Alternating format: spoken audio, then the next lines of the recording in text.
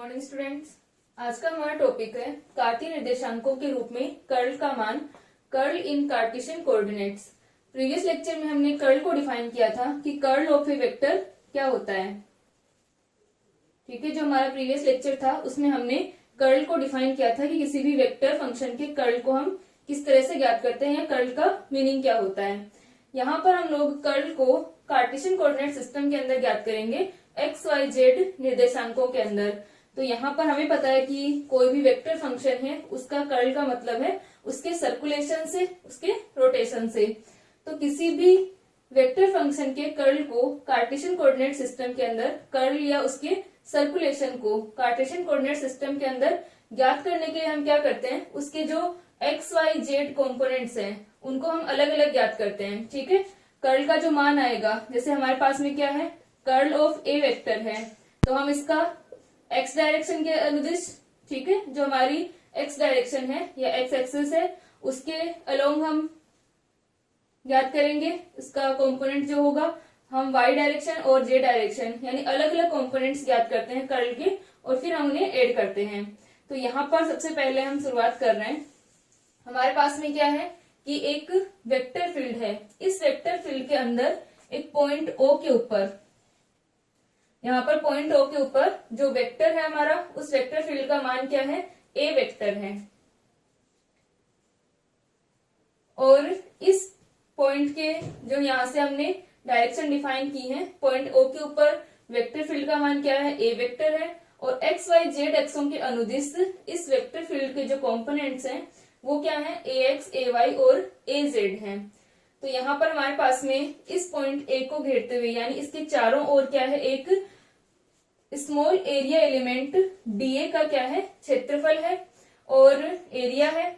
और इसका जो मान है हमारे पास में वो क्या है, इसकी जो लेंथ है वो dx है और इसकी जो विड्थ है वो dy है। तो इसे हम ज्ञात करते हैं यहाँ पर कर्ल को कार्टेशियन कोऑर्डिनेट सिस्टम के अंदर। तो सबसे पहले हम लिख सकते हैं, माना किसी सदिश क्षेत्र में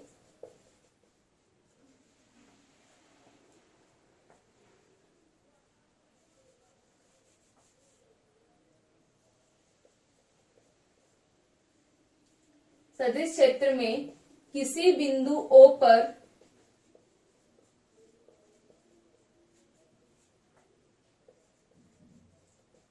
सदिश क्षेत्र का मान ए वेक्टर है। हमारे पास में वेक्टर फील्ड के अंदर ये पॉइंट O है और इसके ऊपर वेक्टर फील्ड का मान क्या है, ए वेक्टर है, तथा एक्स वाई जेड अक्षों के अनुदिश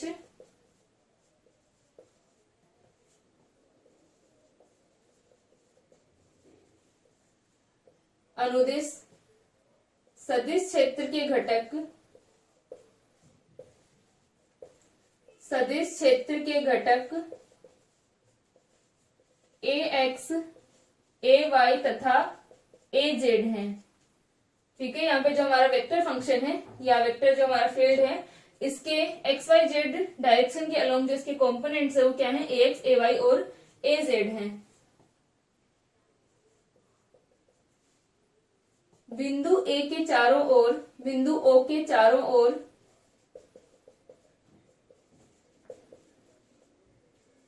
अल्पांश क्षेत्रफल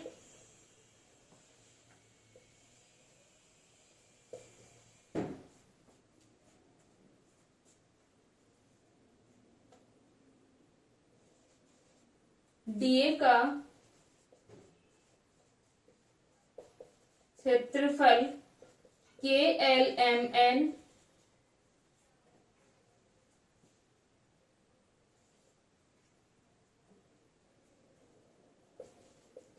स्थित है। यहाँ पर हमारे पास में हमने क्या ले लिया, इस ओ के चारों ओर के एल एम एन एक पथ है और इस पथ का जो एरिया है वो क्या है, डीए है। ठीक है, एरिया एलिमेंट यहाँ पर हमने लिया है स्मॉल एरिया एलिमेंट इस ओ के चारों ओर, और उसका जो एरिया है वो कितना है, डीए है। तो यहाँ पे हम इसको इस प्रकार भी लिख सकते हैं कि चारों ओर अल्पांश क्षेत्रफल डीए का आयताकार पथ के LMN स्थित है। इस पथ की लंबाई लेंथ कितनी है, dx है, तथा चौड़ाई dy है। ठीक है, यहाँ पर हमने इस डायग्राम को डिफाइन किया है कि वेक्टर फील्ड में हमारा ये पॉइंट O है, इसके ऊपर वेक्टर फील्ड का मान जो है A वेक्टर है, कंपोनेंट्स AX AY और AZ है, और dx इसकी लेंथ हो गई और dy इसकी विड्थ है। अब यहाँ पर हमारे पास में सबसे पहले हम निकालते हैं जो हमारा KL पथ है। इस KL पथ के अनुदिश या KL पथ पर हमारा जो वेक्टर फील्ड होगा इसका मान क्या होगा। ठीक है, यहाँ पर O पॉइंट के ऊपर हमें पता है कि O पॉइंट के ऊपर वेक्टर फील्ड जो है उसका मान A वेक्टर है। अब x डायरेक्शन के अंदर यहाँ पर हम KL पथ को जो ले रहे हैं, इस KL पथ के अनुदिश सदिश क्षेत्र का मान क्या होगा। ठीक है, तो यहाँ पर हम सबसे पहले डिफाइन करते हैं KL पथ के अनुदिश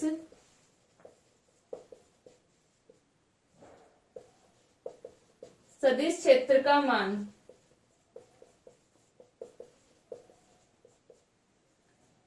तो यहां से हम निकालें, क्योंकि x एक्स के अनुदिश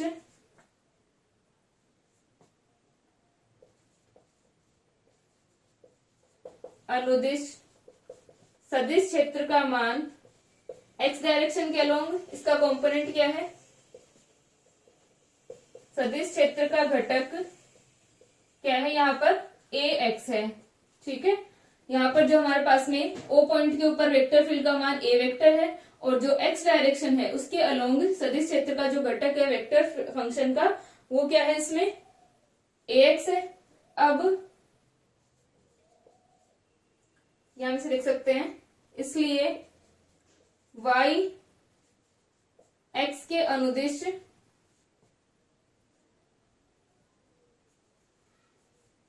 या y में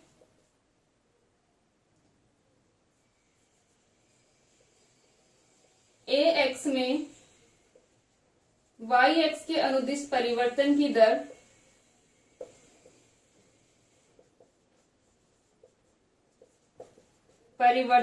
दर कितनी हो जाएगी, del ax upon del y। यानी अगर हम KL पथ की बात करें तो KL तक हमें पहुंचने के लिए क्या चेंज होगा, इसका y चेंज होगा। ठीक है, यानी कंपोनेंट तो क्या है हमारा ax है, क्योंकि ये कौन सी डायरेक्शन है, x डायरेक्शन है।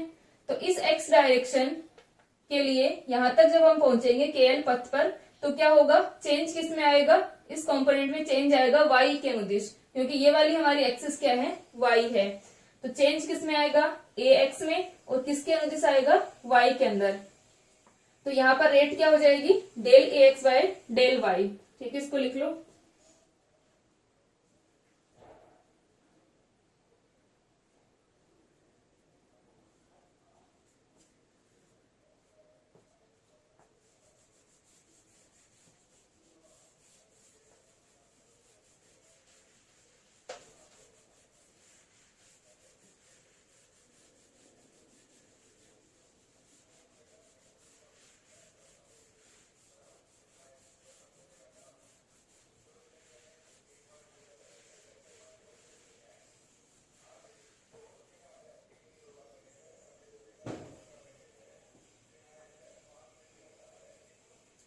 ठीक है, यहाँ तक हो गया कि हमारा जो कंपोनेंट है वो ax है, और y डायरेक्शन के अंदर इसमें जो चेंज की रेट है वो क्या है, del ax by del y है।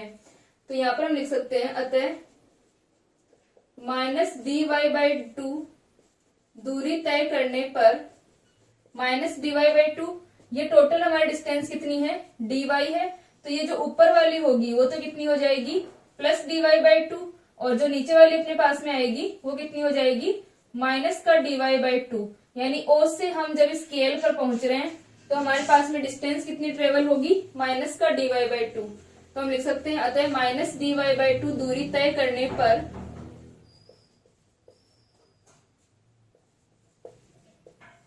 सदिश क्षेत्र के घटक, या डायरेक्ट लिख सकते हैं ax में परिवर्तन या x के परिमाण में कमी, ax के परिमाण में कमी कितनी होगी। यहां पर O से जब KL तक पहुंच रहे हैं तो इसमें चेंज आ रहा है y के अनुदिश, और यहाँ पर ये नीचे की ओर आ रहे हैं तो इसके जो मैग्नीट्यूड में कमी आएगी वो कितनी आ जाएगी, माइनस का del ax by del x, del ax by del x नहीं होगा, del ax by del y dy by 2। ठीक है, ये हमारे पास में कमी आ गई इसके अंदर। तो हमारा KL पथ के अनुदिश इसका घटक क्या हो जाएगा, KL पथ के अनुदिश, KL डायरेक्शन के अलोंग जो हमारा KL पाथ है, अनुदिश सदिश क्षेत्र का घटक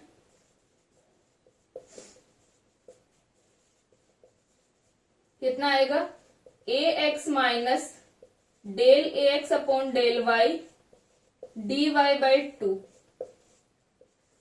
ये कॉम्पोनेंट आ गया क्योंकि ax यहां पर मान था, और जब इस KL पथ के अनुदिश हम पहुंच रहे हैं, ये वाली जो लाइन है O वाली, ठीक है, इस लाइन पर यहाँ पर क्या है, ax कॉम्पोनेंट है। जब हम यहाँ पर पहुंच रहे हैं KL पथ पर, तो KL पथ तक जाने के लिए क्या हो रहा है, इस y में कमी आ रही है, तो इस ax कॉम्पोनेंट में y के साथ में क्या हो रहा है, माइनस dy बाय 2 दूरी तय कर रहे हैं, तो ये del ax by del y ये चेंज आ रहा है। तो हम लोग जब भी कॉम्पोनेंट निकालते हैं या मैग्नीट्यूड यहाँ पर हम निकालेंगे तो क्या होगा, चेंज इनटू मल्टीप्लाई हम किससे करते हैं, जिस दूरी के अंदर परिवर्तन आता है। ये हम किस प्रकार लिखते हैं, हमने उसमें भी लिखा था जब हम डाइवर्जेंस को निकाल रहे थे। ये हम क्या लिखते हैं, इसकी जो रेट है, चेंज की जो रेट है, del ax by del y के साथ में x में परिवर्तन और किस दूरी में आ रहा है, dy बाय 2। ये माइनस में है तो माइनस आ जाएगा, माइनस dy बाय 2 अपने पास में है, तो यहाँ पर हमारे पास में क्या बच जाता है, ओनली चेंज बच जाता है, क्योंकि ये जो रेट थी इसको हमने मल्टीप्लाई कर दिया जिसके रिस्पेक्ट में चेंज हो रहा होता है। क्योंकि यहाँ पर हमने ये रेट कैसे निकाली कि ax में परिवर्तन आ रहा है y के रिस्पेक्ट में, और ये जो y की दूरी थी उससे हमने मल्टीप्लाई कर दिया इसको, तो हमारे पास में क्या आ जाएगा, इसमें ax में कितना चेंज आया वो हमारे पास बच जाएगा। ठीक है, तो इस प्रकार हम निकालते हैं कि पहले हमारे पास में जो रेट है चेंज की उसको मल्टीप्लाई कर देंगे जिस डिस्टेंस के अंदर चेंज आया है, तो ये अपना मान आ गया। तो ये तो आ गया चेंज का मान, पहले कितना था, ax था, यहाँ पर यहाँ तक पहुंचे तो इतना चेंज हो गया, तो इसमें से हम क्या कर देंगे, माइनस कर देंगे उसको, या चाहे हम ऐड कर देंगे क्योंकि माइनस हमने यहाँ पर ऑलरेडी लगा दिया है, कभी को हमने यहाँ पर माइनस शो कर दिया है। तो ax minus del ax by del y dy by 2 अपने पास में आ गया। अब हम निकालते हैं इस mn पथ के अनुदिश। तो mn पथ के अनुदिश क्या होगा, हम लिख सकते हैं इसी प्रकार dy by 2 plus dy by 2, क्योंकि अब mn तक जाने के लिए क्या होगा, प्लस डिस्टेंस होगी, ऊपर की ओर जा रहे हैं, तो प्लस dy बाय 2। इसी प्रकार dy बाय 2 दूरी तय करने के बाद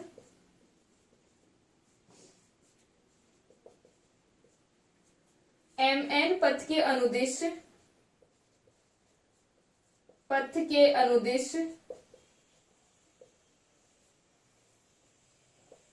सदिश क्षेत्र का घटक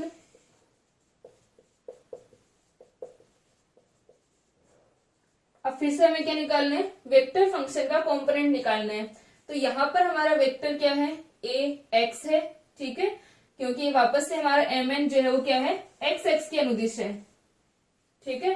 तो mn जो पाथ आएगा, अब इस mn पाथ में o तक क्या था, यहाँ पर कंपोनेंट ax है, यहां तक जब हम पहुंचे तो यहां तक पहुंचने के लिए क्या होगा, इस y के रिस्पेक्ट में चेंज आएगा ax में, ठीक है। तो ax में चेंज कितना आ रहा है, del ax by del y change आ रहा है, ठीक है। और डिस्टेंस कितनी तय की है, वो चेंज जो रेट हमने लिखी है यहाँ पर चेंज की, वो किस डिस्टेंस में आया है, dy बाय 2 दूरी में। और इस बार क्या हो रहा है, ऊपर की ओर बढ़ रहे हैं तो बढ़ेगा मैग्नीट्यूड, तो यहाँ पर हम लिख देंगे कि परिमाण में जो वृद्धि हो रही है। तो यहां पर अपने पास में आ जाएगा सदिश क्षेत्र का घटक A x plus del A x by del Y और डी वाई बाय 2, ये कंपोनेंट आया। अब यहां पर हम देख सकते हैं कि जो हमारी डायरेक्शन थी वो इस तरीके से है, के एल फिर ये वाली। तो अगर हम के एल वाली डायरेक्शन को हम पॉजिटिव ले रहे हैं, यानी हम इस दिशा में चल रहे हैं, और अगर हम एम एन पाथ के लिए देखें तो एम एन पाथ के लिए क्या हो गया, के एल के अपोजिट हो गया। तो यहाँ पर जो हम कंपोनेंट इसको लिखेंगे, इसको हम माइनस में लिखेंगे, ठीक है, क्योंकि के एल के अनुदिश हम चल रहे थे, एम एन के लिए क्या हो गया, डायरेक्शन अपोजिट हो गई। तो यहाँ पर हमारा क्या आ जाएगा, माइनस आ जाएगा। तो ये हमारा कंपोनेंट आ गया एम एन पाथ के अनुदिश, ठीक है। अब हम इसी प्रकार निकालेंगे जो हमारा एन के पाथ है और एल एम पाथ है। एन के पाथ यहां तक पहुंचने के लिए चेंज किसमें होगा, क्योंकि ये वाई डायरेक्शन वाला है, तो यहां पर कंपोनेंट आएगा ए वाई। चेंज किसमें होगा, एक्स डायरेक्शन, इसमें एक्स के अनुदिश चेंज होगा, ठीक है। कंपोनेंट तो ए वाई रहेगा और चेंज होगा एक्स में, क्योंकि यहां से यहां तक पहुंचने के लिए एक्स परिवर्तित होगा, ठीक है। एक्स चेंज हो रहा है, तो एक्स अगर चेंज होगा तो हमारे पास में किसमें, ए वाई कॉम्पोनेंट में एक्स के रिस्पेक्ट में चेंज आएगा, और कितनी दूरी में आ रहा है वो हम मल्टीप्लाई कर देंगे, ठीक है। पहले इसको लिख लो, फिर हम लिखते हैं इस एन के पाथ के लिए और एल एम पाथ के लिए।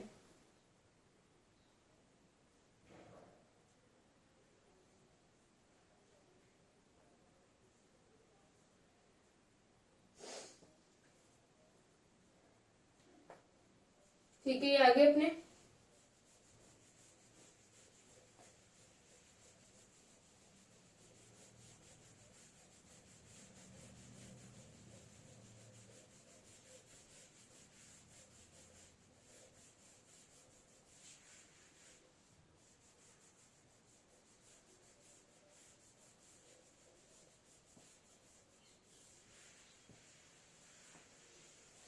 यहाँ पर हमने एक क्लोज पाथ क्यों लिया है, क्योंकि ये सर्कुलेशन को बताता है जो हमारा कर्ल होता है किसी भी वेक्टर फंक्शन का। तो अब हम बात करते हैं एन के और एल एम पाथ की। तो पहले हम एल एम पाथ को ले लेते हैं, क्योंकि एल एम पाथ की डायरेक्शन पॉजिटिव होगी, एन के की नेगेटिव हो जाएगी। तो यहाँ पर हम बात करें एल एम पथ के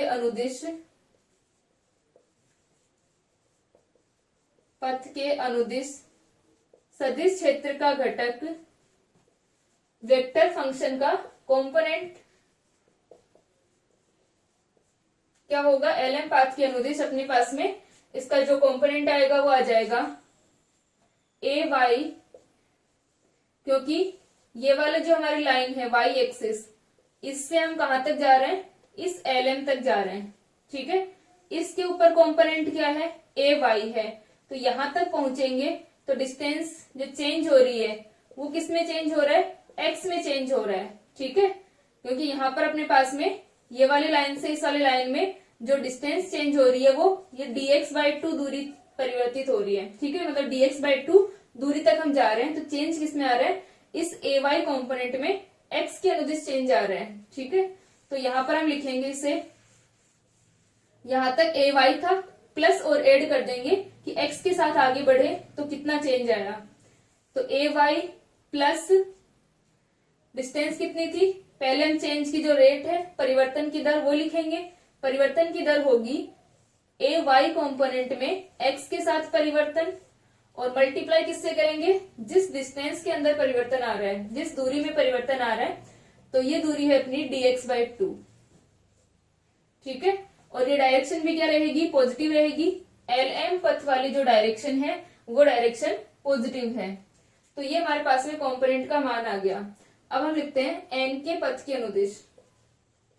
एन के जो हमारा पाथ है उसके अलोंग एन के पथ के अनुदिश सदिश क्षेत्र का घटक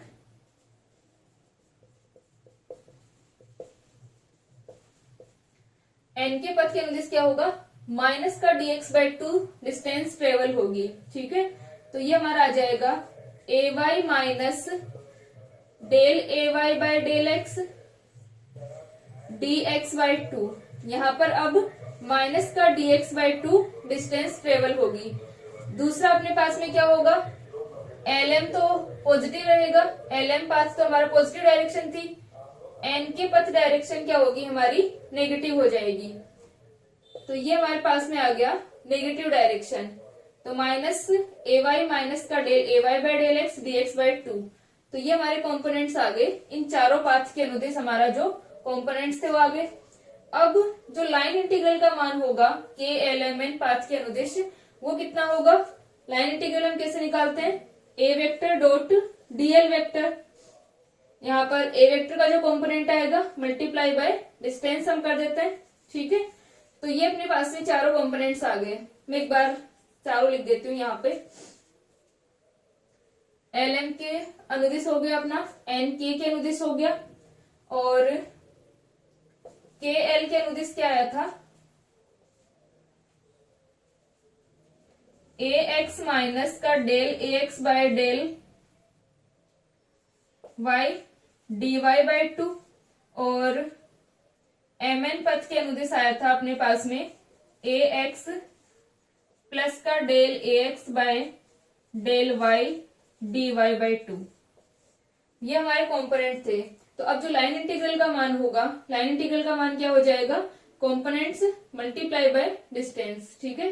यही अपन करते हैं, ठीक है। इसको लिख लो, फिर हम इन सबको मिटा के लाइन इंटीग्रल निकालते हैं।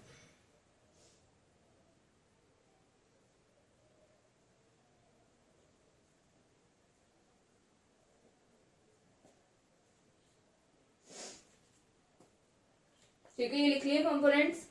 तो अब हम निकालते हैं कि लाइन इंटीग्रल का मान क्या होगा।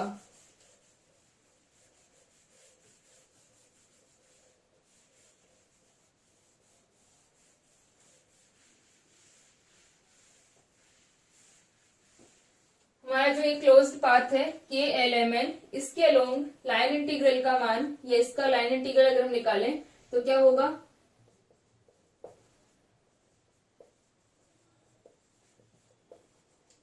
अनुदिश रेखा समाकल लाइन इंटीग्रल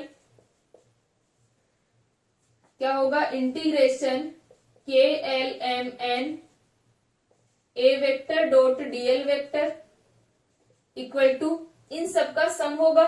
के एल पाथ के अनुदिश एल एम एम एन और एन के, इन सब के सम को हम क्या कहेंगे, टोटल हमारे पास में लाइन इंटीग्रल आ जाएगा। तो A vector dot DL vector equal to होगा के टू एल।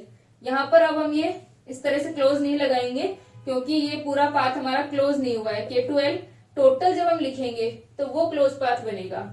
तो यहाँ पर अपना क्या हो गया, K to L A vector dot DL vector plus L to M A vector dot DL vector plus M से N A vector dot DL vector plus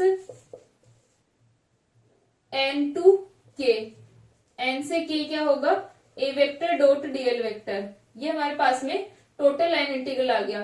तो केएल पथ के अनुदिश जो रेखा समाकल होगा वो क्या होगा, केएल पथ के अनुदिश रेखा समाकल। तो अब हम निकाल रहे हैं लाइन इंटीग्रल। हम इन सबको ऐड करेंगे, ठीक है। जो हमारे पास में टोटल मान आएगा लाइन इंटीग्रल का, वो कैसे आएगा, जब हम इन सबको ऐड कर देंगे। तो सबसे पहले हम निकालते हैं केएल के अनुदिश जो हमारा लाइन इंटीग्रल है, केएल के अलोंग। तो केएल के अलोंग लाइन इंटीग्रल का मान क्या होगा,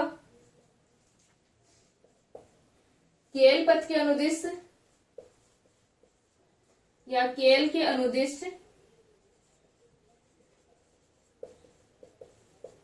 सदिश क्षेत्र का घटक, कंपोनेंट इसका केएल पथ के अलोंग सदिश क्षेत्र का घटक इनटू केएल पथ की लंबाई। केएल जो हमारा पाथ है उसकी जो लेंथ है यहाँ पर, उससे हम उसको मल्टीप्लाई कर देंगे इस कंपोनेंट को। यही तो होता है अपने पास में लाइन इंटीग्रल, वेक्टर का कंपोनेंट इनटू उसकी जो पाथ की लंबाई है उससे हम उसे मल्टीप्लाई कर दें। तो केएल जो हमारा केएल है उसके अलोंग इसका वेक्टर का कंपोनेंट इनटू केएल पथ की लंबाई। तो ये कितना आ गया, ये अपने पास में आ जाएगा A x minus del A x by del Y D Y by 2 multiply by D X. इसकी लंबाई कितनी है, डी एक्स है। इसी प्रकार हम सबको लिख लेंगे, सबके लिए आप लोग लिख लेना कि केएल, जैसे हम एल एम के लिए लिख रहे हैं तो क्या हो जाएगा, एल एम पथ के अनुदिश सदिश क्षेत्र का घटक इंटू एल एम पथ की लंबाई। तो ऐसे हम लिख सकते हैं, केएल के लिए हो गया। अब हम लिखें एल एम पथ के अनुदिश रेखा समाकल, रेखा समाकल एल एम पथ के अनुदिश रेखा समाकल क्या होगा, एल एम पथ का जो कंपोनेंट है एल एम पथ के अनुदिश या एल एम पथ के ऊपर जो हमारा कंपोनेंट आया था वो कितना आया था, ए Y plus del A Y by del X D X by 2 multiply by इस पथ की लंबाई। ठीक है, तो यहां तक यहाँ की जो डिस्टेंस है वो कितनी है, डी वाई है। ठीक है, इसी प्रकार हम सबके लिए लिखेंगे, इसको लिख लो।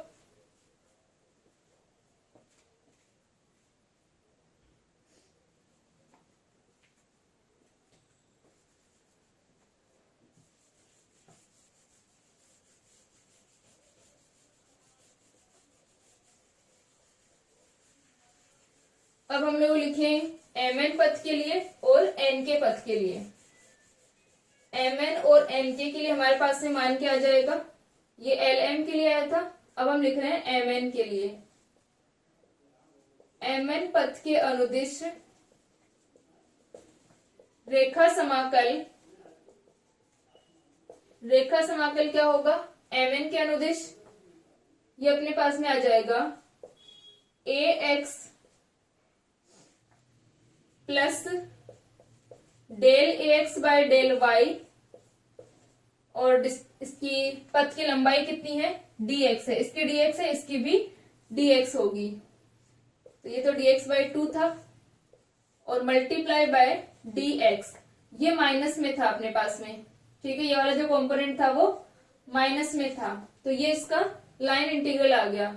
अब हम निकालते हैं एन के पथ के अनुदिश। एन के पथ के अनुदिश रेखा समाकल, तो एन के पथ के अनुदिश लाइन इंटीग्रल हमारा क्या होगा, एन के अलोंग कंपोनेंट क्या था, ए वाई माइनस का del A Y by del x और चेंज किस डिस्टेंस में आया था, यहां पर डी वाई बाय 2 डिस्टेंस में आया था चेंज, और ये आएगा dx बाय 2 डिस्टेंस में चेंज, मल्टीप्लाई बाय इसकी लंबाई कितनी होगी, इस पाथ की dy होगी और ये भी नेगेटिव वाला कंपोनेंट होगा। ठीक है, क्योंकि ये दोनों पॉजिटिव हैं तो ये दोनों नेगेटिव होंगे। तो यहां से अपने पास में आ गया कि n के पथ के अनुदिश और सारे पथ के अनुदिश हमने लिख लिया। तो टोटल अब हम क्या कर देंगे, टोटल जो हमारा लाइन इंटीग्रल होगा उसको हम क्या कर देते हैं, ऐड कर देते हैं। तो आ जाएगा अतः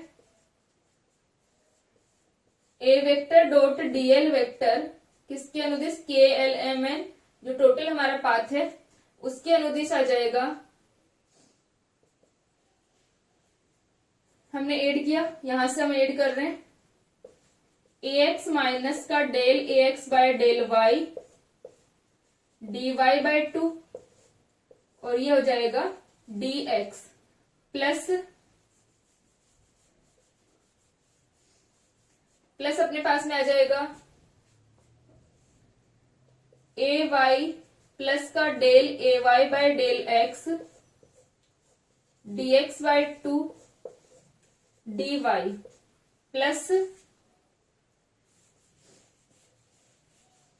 प्लस इन दोनों को ऐड कर दें तो ये आ जाएगा, ये माइनस में है तो माइनस का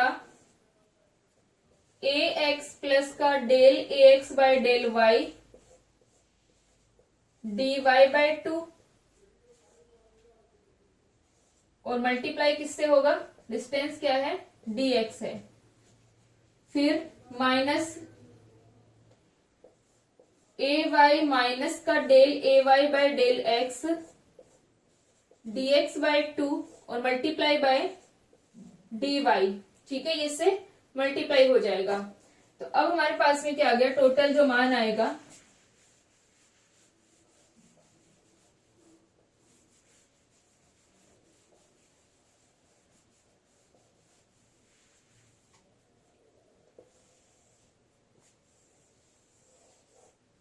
टोटल हमारे पास में कितना आ जाएगा, यहां से हम देख सकते हैं कि ax और ये वाला ax दोनों क्या है, ये ax dx और ये भी ax dx, ये प्लस का है और ये माइनस का है, तो ये कैंसिल हो गए।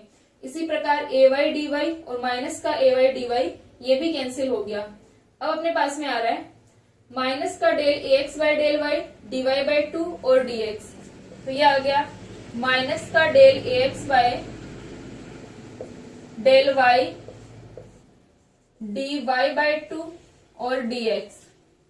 ठीक है, फिर ये वाला भी माइनस में होगा, तो माइनस का del ax by del y dy by 2 dx। ठीक है,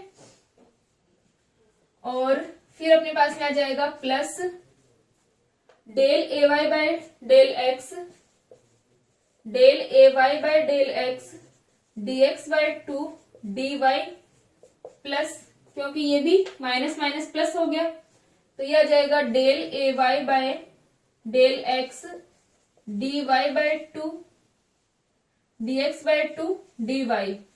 तो यहां से हम देख सकते हैं कि ये दोनों सेम ही है, dy dx ये दोनों हाफ हाफ हैं, दोनों ही नेगेटिव हैं, तो हाफ और हाफ जुड़ करके क्या हो जाएंगे, अपने पास में 1 हो जाएगा, 1/2 है, इसमें भी 1/2 है, यानी इन दोनों को ऐड कर देंगे और इन दोनों को ऐड कर देंगे, तो ये आ जाएगा। और ये वाले पॉजिटिव में है, तो इसको पहले लिख लेते हैं, del ay by del x dx dy minus del ax by del y dx dy। ठीक है, तो dx dy को हम क्या कर लेते हैं, कॉमन ले लेते हैं इन दोनों में से। तो यहां पर हमारा जो कॉम्पोनेंट आया है, यानी जो लाइन इंटीग्रल का मान आया है, वो क्या आ गया, integration of A vector dot DL vector K L M N पथ के अनुदिश, यह आ गया del A Y by del X minus का del A x by del Y dx dy। ठीक है, ये हमारे पास में मान आ गया, इसको लिख लो।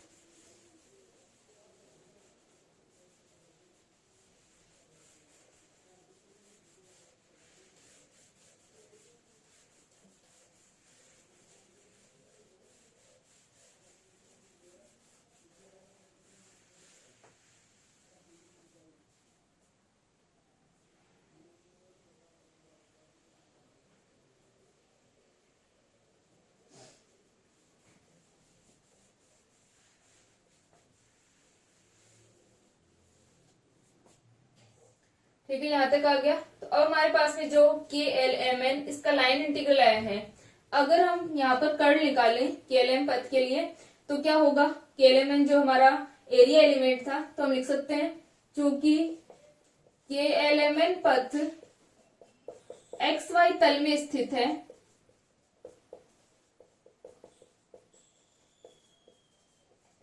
है, अतः अल्पांश क्षेत्रफल जो एरिया एलिमेंट है, क्षेत्रफल डीए के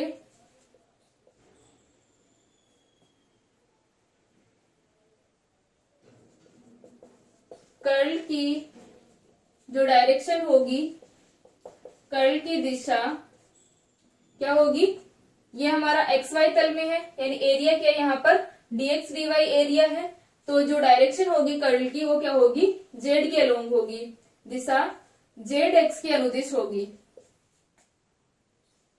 दिए पर कर्ल की दिशा कर्ल की परिभाषा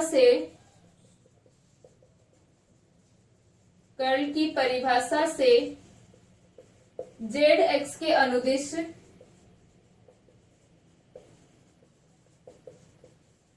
अनुदिश होगी।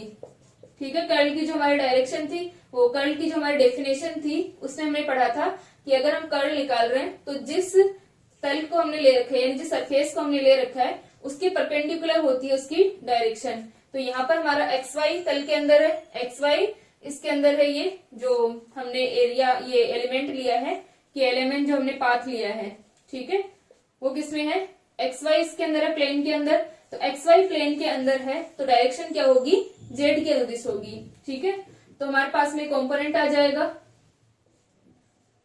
Curl of A vector dot के कैप, किसमें होगी direction, curl of A vector dot के कैप होगा, और इसका मान क्या हो जाएगा 1 अपॉन एरिया। कर्ल को हम कैसे निकालते हैं, line integral divided by area.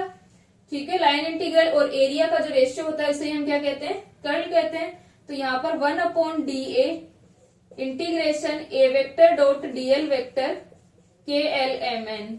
ठीक है, तो ये हमारा जेड एक्स के अनुदिश क्या है, कंपोनेंट आया है, किसका, कर्ल का कंपोनेंट है जेड डायरेक्शन के अलोंग। तो इसका मान आ गया 1 upon D X D Y, और इसका हो जाएगा del A Y by del X minus का del A x by del Y D X D Y. ठीक है, तो ये कितना आ गया, dx dy से dx dy कैंसिल, तो ये आ जाएगा del A Y by del X minus का del A x by del Y. ठीक है, ये हमारे पास में मान आ गया del A x by del Y. तो ये किसके लिए आया है, के कैप डायरेक्शन के लिए आया है। तो हम लिख सकते हैं इसी प्रकार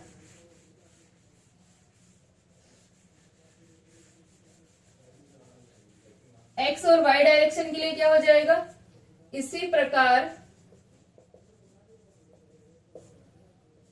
curl of A vector dot i cap equal to होगा, ये हमारे पास में जेड के लिए आया है, तो आई इसके लिए आई कैप के लिए अपने पास में एक्स डायरेक्शन के अलोंग इसका जो कंपोनेंट आएगा वो आएगा del A Z by del Y minus del A Y by del Z.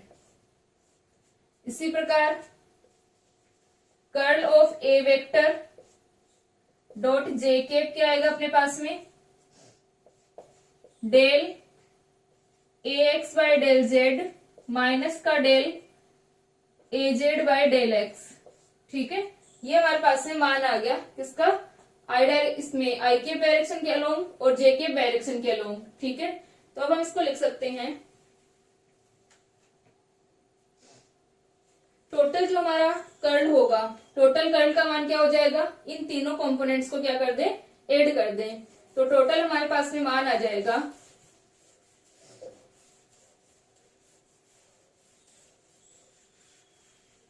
हम लिख सकते हैं curl of A vector equal to curl of A vector किसके अलोंग, आई कैप के अलोंग, प्लस का curl of A vector j cap के along, plus का curl of A vector k cap के अलोंग।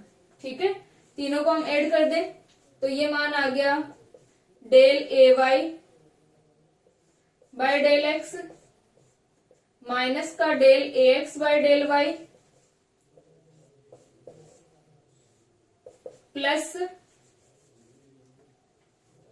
सॉरी पहले हम आई cap वाला लिखेंगे, यहां पर लिखा हुआ है यहीं पे हम क्या कर देते हैं, ऐड कर देते हैं। तो ये हो जाएगा अपना curl of A vector equal to plus ये हमारा जे कैप के अलोंग प्लस क्या आ जाएगा जो के कैप के अलोंग था del A Y by del X minus का del A x by del Y. ठीक है, ये हमारे पास में क्या आ गया, कर्ल ऑफ ए वेक्टर का मान आ गया किसके अंदर, कार्टेशियन कोऑर्डिनेट सिस्टम के अंदर। अब हम इसको किस प्रकार लिख सकते हैं, कर्ल ऑफ ए वेक्टर को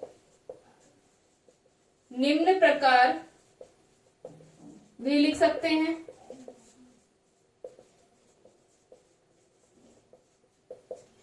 ये क्या आ जाएगा अपने पास में, कर्ल ऑफ ए वेक्टर